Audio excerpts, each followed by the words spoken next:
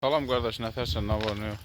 Qardaş, sağ dediyim o 11 baş tatarlar cinsindən olan heyvan budur. Onun 6 dənəsi bax belə balalıdır, doğub.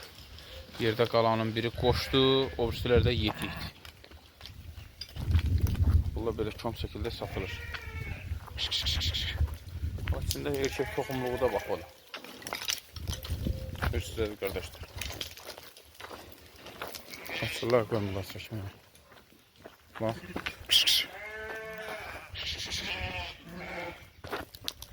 Yani maşallah hayvanlarda.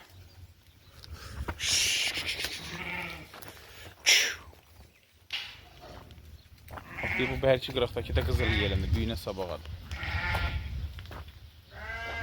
Maşallah hayvanlar qardaşlar. Baxın hamısına dəqiq kim almaq istəsə buyuru vərəqə saxlaya bilər. Yəni məhlə heyvanı.